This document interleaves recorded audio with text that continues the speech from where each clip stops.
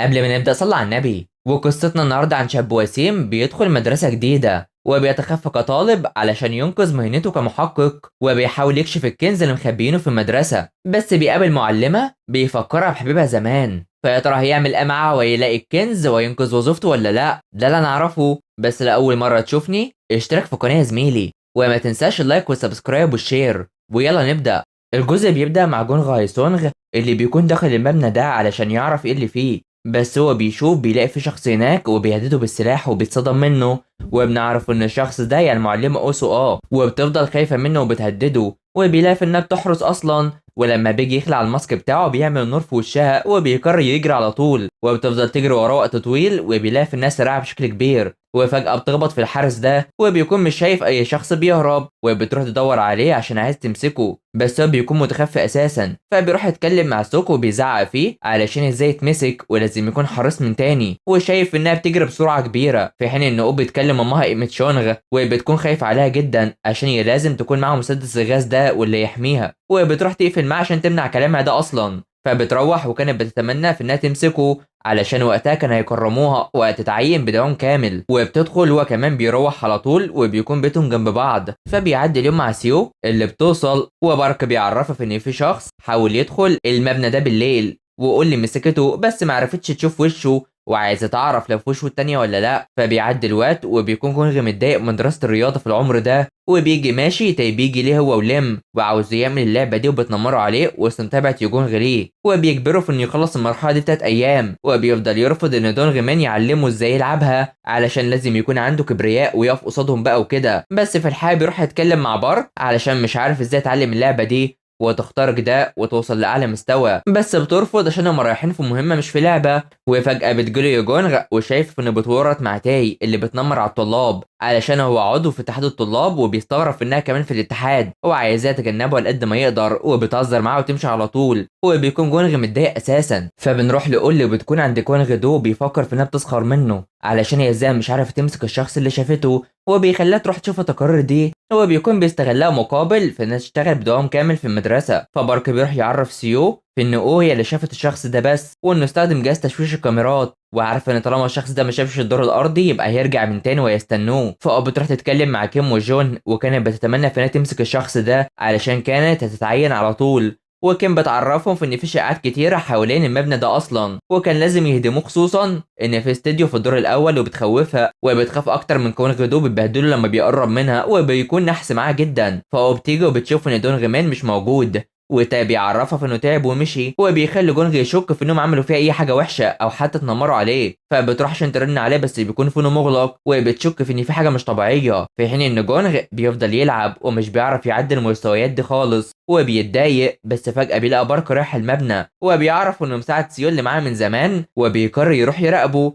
وبيلاقي انه نازل في الدور الاول، بس الامن بيخليه يمشي على طول علشان مش لازم يكون هنا، خصوصا ان الطلاب مش مسموحين يكونوا موجودين علشان في شخص حاول يدخل هنا امبارح، ومش عارف هم الناس رجعوا يدوروا على المجوهرات من تاني ولا ايه. فبيروح يتكلم مع فريق وبيعرفهم في انه شاكك في ان في حاجه في المبنى ده، وسوك عاوز يتصرف وهو حريص بما ان المدرسه كلها عارفه اللي حصل امبارح. وبيجي ماشي بيلاقي في ان في شخص في القمامه، وبيلاقي ان ده دونغمين متكتف، وطبعا من تايو بقى متنمرين، وبيتضايق عليه جدا. فبيروح يساعده عشان يفوق شويه، ودونغمين بيشكره وبيعرفه في انه بيكره المعامله دي، بس ما فيش اي حاجه في ايده غير الاستحمال، ومش عاوز يعرف اوب ده، خصوصا انهم بيتنمروا عليه عشان هو يتيم وحيد وبيعيش مع جدته خلاص. وبيشكره بشكل كبير، وفجاه اوب تيجي وعايزه تعرف اللي حصل، واللي ما كانش بيرد عليها خالص، هو بتشك في ان حصل له حاجه وحشه، وبيفضل ينكر اللي حصل ومش هيبين ده. وجونغ بيجي ماشي بترفض، وبتخليه يروح معاها وسط متابع التاي المتنمر باللي بيحصل. فهنا اوسو بتروح تركز مع جونغ بشكل كبير، وبتفضل مركزه فيه وبتساله في اذا كان بيتنمر على دونغ مين ولا لا. فبيرتاح وبيعرفه في انه مش متنمر اصلا، ومش بيعرف يرد عليها عشان هو كان متخفي، وكان معاه هو، وبتشك في ان هو ده الشخص اللي شافته امبارح ولا لا. وبتروح تركز فيه وبتحاول انها تتخيل اللي حصل، بس بيرفض انها تقرب منه لغايه ما بتقع على طول، وبتروح تتعصب عليه ومش فاهمه وبيبعد عنها كده ليه، وبتقرر انها تبقى تراقبه على طول، وبيجري منها على طول وما بيصدق يعمل ده اصلا. فبنروح لبارك اللي بتروح توري سوك وجو تقرير عن سيو في انها عايزه تتوسع في المدرسه، وان التوسعات دي هتكون ب 800 مليون دولار، وده نفس مبلغ الذهب اللي كانوا مخبيينه اصلا. فبتروح تتكلم مع كوان غدو اللي بتتكلم معاه عشان مش عايزه الطلاب يتعودوا على القمار ويحذف الالعاب من عنده، خصوصا انهم لازم يكونوا حذرين جدا بشان سمعه المدرسه وخصوصا الفتره الجايه دي. فبنروح ليجونغ وهي مع لينيه وباقي الاتحاد وبيقرروا ايه الحاجات اللي يمشوا عليها، بس تاي بينضم ليهم وهان شايف انه بيبالغ في التنمر على الطلاب، بس تاي بيفضل مش حابب جونغ خالص، بس بيضحك عليه عشان هو حبس دونغمان في القمامه، وعشان كده يجونغ بتعرفه في ان اللي مرضاش على نفسه مرضاش على غيره، وانه يبطل التنمر ده شويه علشان ده هيضر الاتحاد وبيوقفها علشان هي مش في نفس مستواهم، وانهم سمحوا لها بالانضمام كده. وبيفضل يضايق فيها بس اينيه بتوقفه وشايف ان بيعتمدها على طول وعايزاه تأسف ليو وبتهدده بابول اللي لو خسر وظيفته فيبقى هو ملوش لازمه، وبالفعل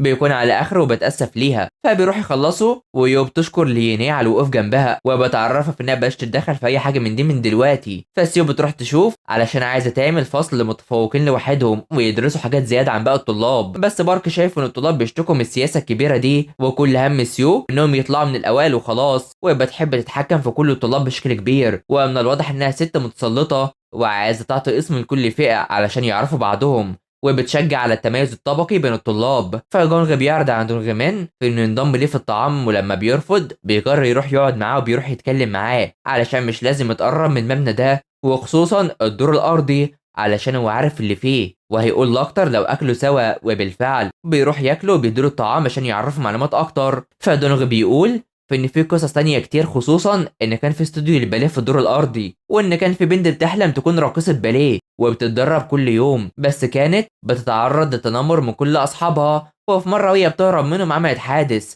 وعربية دخلت فيها على طول وده خلاها تتصاب ورجلها اتقطعت وبقت معاقة، وبتكون حزينة على نفسها جدا علشان هي ما كانتش تتوقع ان يحصل لها كده، ومن هنا قررت انها تنتحر علشان هي فقدت كل املها في الحياة. ولما الطلاب وصلوا وشافوا ده اتصدموا جدا وراحوا ينزلوها وما كانوش عارفين يعملوا ايه فيها لغايه ما قرروا اخفاء جثتها في مكان في المبنى القديم ده. وعدى الوقت وفي يوم الحارس كان بيشوف المكان وفجاه شاف بنت نايمه في الارض اللي اتدفنت فيها وقررت تروح له وتجري علشان تقتله، ومن هنا بدأت الشائعات الكتيرة من وقتها، وجونغ بينكر انه يصدقها وبيكون متوتر كتير لغاية ما بيعرفوا في انه شافها في يوم وقت ما كان في المبنى وصورها بالفعل، وبيفتكر وقت ما كان داخل يكتشف المكان بنفسه ومرعوب وبيصور كل حاجة فيه لغاية ما وصل عند استوديو الرقص ده وشاف بنت هناك بالفعل، وبيقرر يجري على طول وهو بيصرخ وبيفكر في ان ده هو الشبح اللي الكل بيتكلم عليه، وبيركز في قفل الباب ده وبيعرفه في ان ممكن يعرفوا قصص تانية كتير. وفجأة تاي وليم وتشول بيجوا علشان يتنمروا عليه،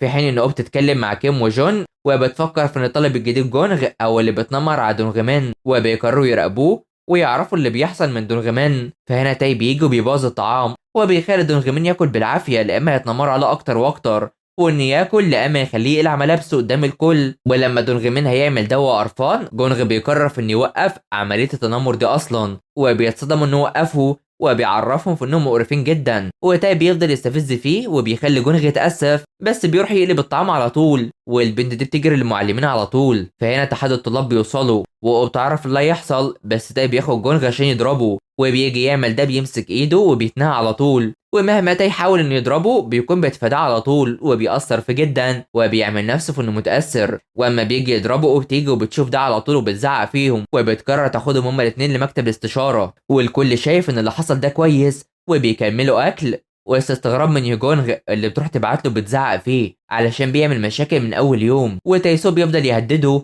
وكوانغ بيروح يطلعه ومستني يعاقب في جونغ بقى وشايف ان مفيش اي حاجه اتغيرت خالص. فهو بتيجي وبتكون عايزه تعرف واتخانق مع تاي ليه، وبتجيب كل اللوم عليه وعشان كده بيعرفها في انها جاهله فعلا علشان هي بتعمل نفسها مش فاهمه وبتتجاهل عن قصد، ولو فعلا بتهتم بطلابها مش هتقول كده ويسيب لها كل حاجه وبيمشي وبيخليها مصدومه. فبيروح ياكل بس بيكون متعصب زياده وعشان كده دونغمان بييجوا بيديله طعام عشان ياكلوا سوا وبيتاسف ليه علشان هو السبب في اللي حصل ده، وبيعرفه في انه لازم يواجه وما يرضاش بالظلم على طول، وبيتصاحبوا سوا هما الاثنين. فهو بتروح تشتري وبتفكر في كلام ايمة شونغ وبتتعصب وما بتتاسف للزباين علشان هي متعصبه كده وبتروح تطمنها على طول. فاسوك بيروح يتكلم مع زمايله وقافلين على جونغ اصلا وفاكرين اول مره بس كونغ بيجي ليهم وبيوروا له فيديو خناق جونغ وبيتصدم. فبنروح لتاي اللي بيروح لصاحب القهوه ده علشان يجيب المال اللي عليه. فجونغ بيروح هو وسوك لكونغ وبيحذره في ان لو حصل اي حاجه تاني فيلغي المهمه دي وهيمشيها على طول، وبيديله الاداه دي عشان يكسر اي قفل وبيمشي عشان يخلص المهمه دي بسرعه. فبيروح يمشي وبيفتكر وقت ما كان مع ابوه بيلعب معاه، وان ابوه كان شغال في الاستخبارات برضه وكان بيحبه جدا، وبيروح يديله النوتة بتاعته وبيودعه وبيمشي. وبيكون جونغ متأثر جدا. فتاي بيروح لجدة دونغمان وبيضحك عليها علشان عاوز هويتها وده هو في العمل.